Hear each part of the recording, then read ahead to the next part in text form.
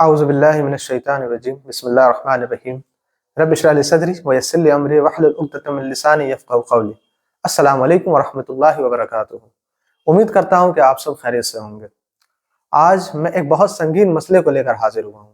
آپ سب یہ بات جانتے ہیں کہ آدم علیہ السلام سے لے کر اب تک حق اور باطل کے درمیان جنگ چلتی آ رہی ہے، اور یہ جنگ قیامت تک چلتی رہے گی۔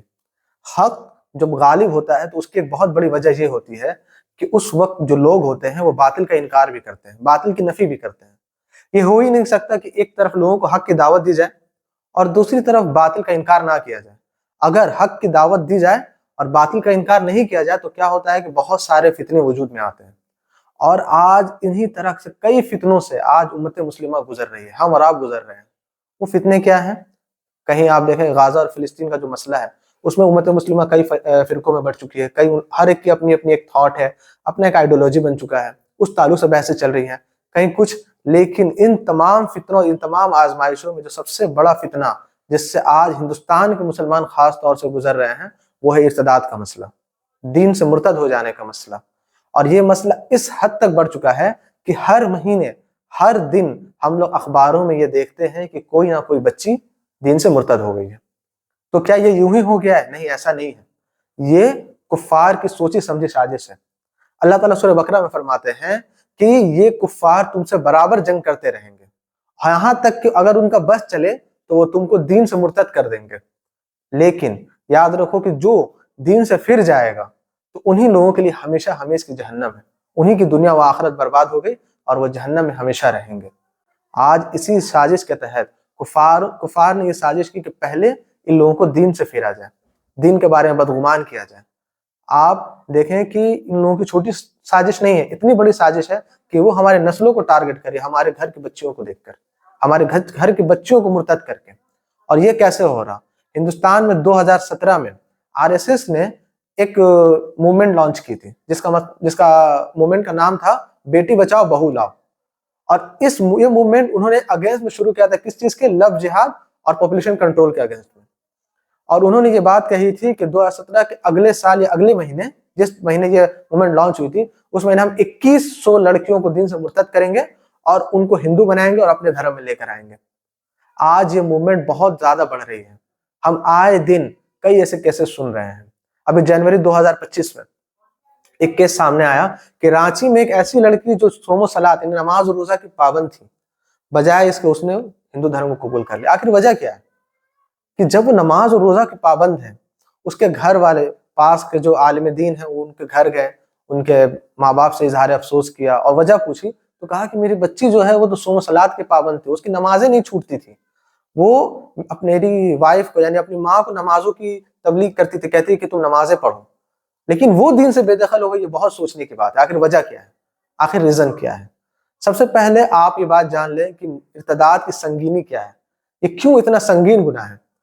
حضرت ابوبکر صدیق رضی اللہ تعالیٰ جب خلیفہ ہوئے اور اللہ کے رسول صلی اللہ علیہ وسلم جب اس دنیا کو چھوڑ کر چلے گئے تو بہت سارے فتنے عروج میں ہیں۔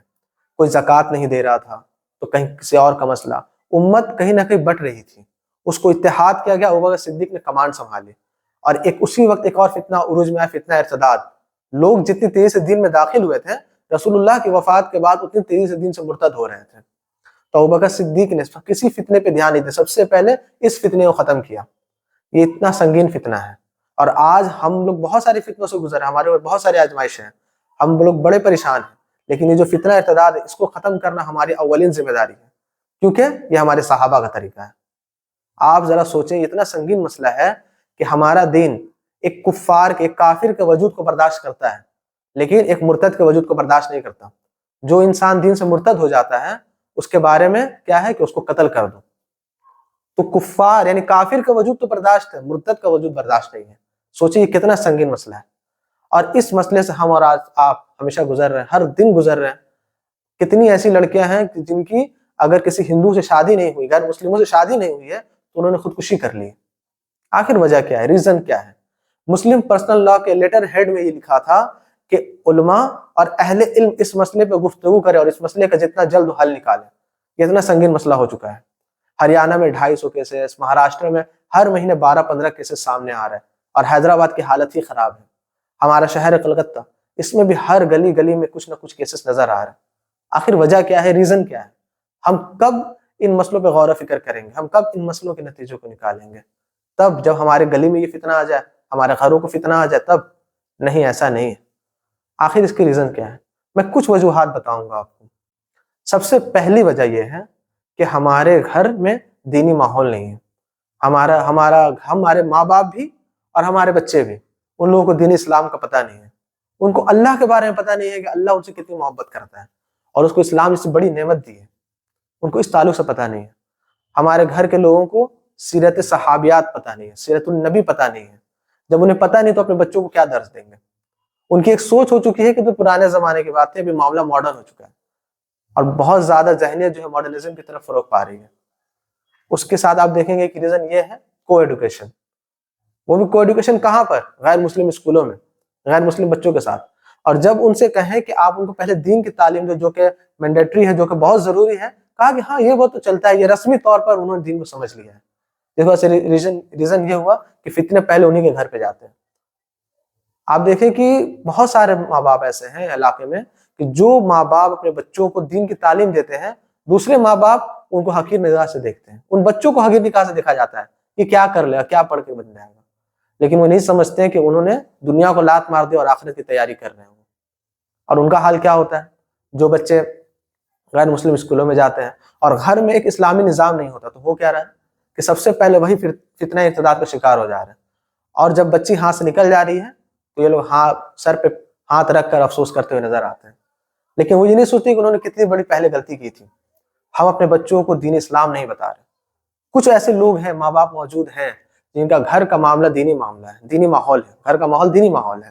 وہ اپنے بچوں کو اسلام کے بارے میں بتاتے تو ضرور ہے، لیکن کفر کی قباحت نہیں بتاتے، کفر کا انکار نہیں بتاتے کہ ایک مسلمان کو کفر سے کتنی کراہت کرنی چاہیے، یہ نہیں بتاتے.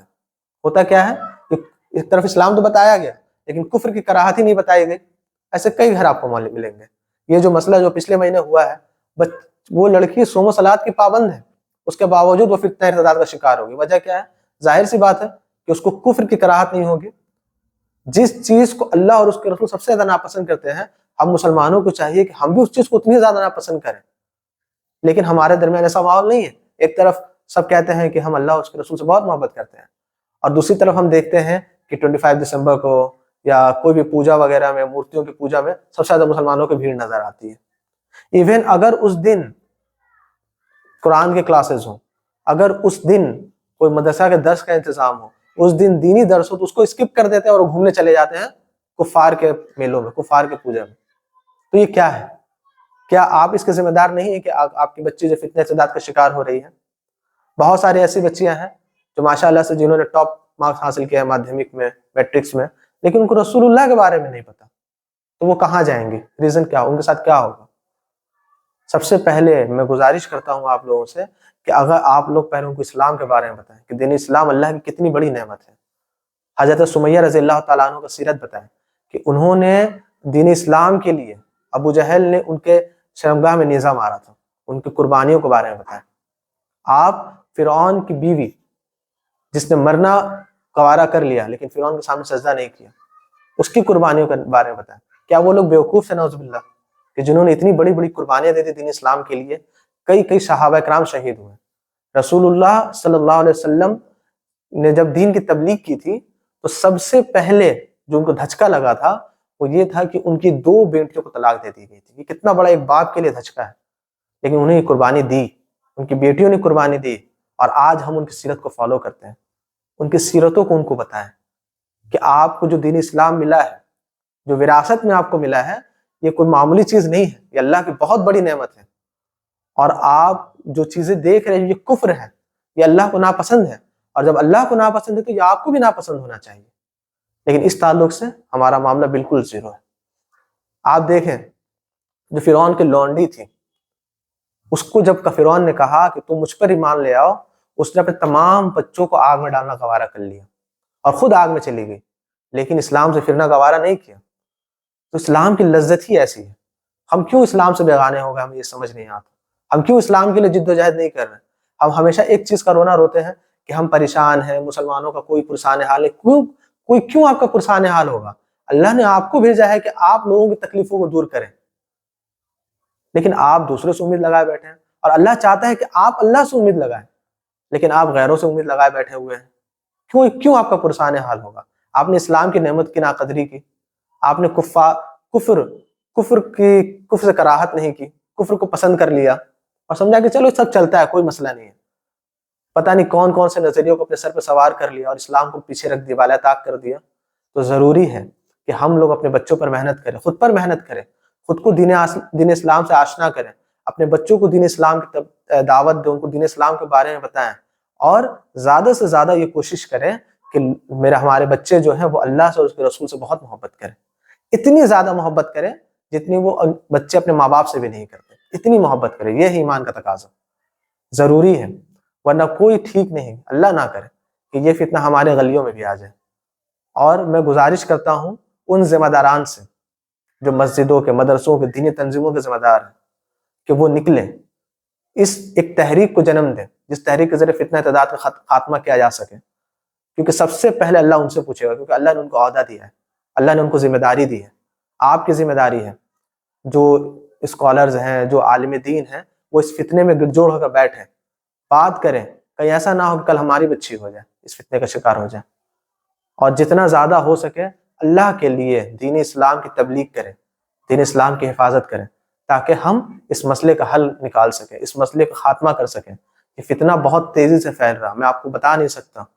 آپ جائیں، سوشل میڈیا آپ کے سامنے ہے، آپ جائیں اس کے بارے میں پڑھیں، کتنی ہی بچیوں کو جان سے مار دیا گیا۔ پہلے وہ غیر مسلم ہو جاتی ہیں، اس کے بعد ان کا کام تو ختم ہو گیا، ایک نسل برباد ہو رہی ہے۔ اگر ہم ایک علاقے سے، آپ سوچیں، ہر مہینے ممبئی سے، مہاراشٹر سے 12-15 کیسز آ رہے ہیں، تو 12-15 نسلیں برباد ہو رہی ہیں۔ آپ اس طرح اس چیز کو دیکھیں کہ انہوں نے کس جگہ چوٹ کی ہے۔ تو ہمارا کیا فریضہ بنتا ہے کہ ہم اس فتنے کا انکار کریں، اس فتنے کی سنگینی، فتنے کو ختم کریں، کیونکہ فتنہ بہت سنگین ہے اور بہت تیزی سے بڑھتا جا رہا ہے۔ اللہ تعالیٰ سے دعا ہے کہ اللہ تعالیٰ ہم مسلمانوں کے درمیان اتحاد کو قائم کریں، اور اس فتنے کے علاوہ جو بھی مسلمانوں میں پریشانی، اللہ ان پریشانیوں کو دور کرے، اور اس فتنے کے لیے ہمیں گٹھ جوڑ ہو کر بیٹھنے کی توفیق دے کہ ہم کس طرح اس فتنے کا خاتمہ کر سکیں۔ آمین۔ اللہ تعالیٰ ہم تمام لوگوں کی اصلاح فرمائے۔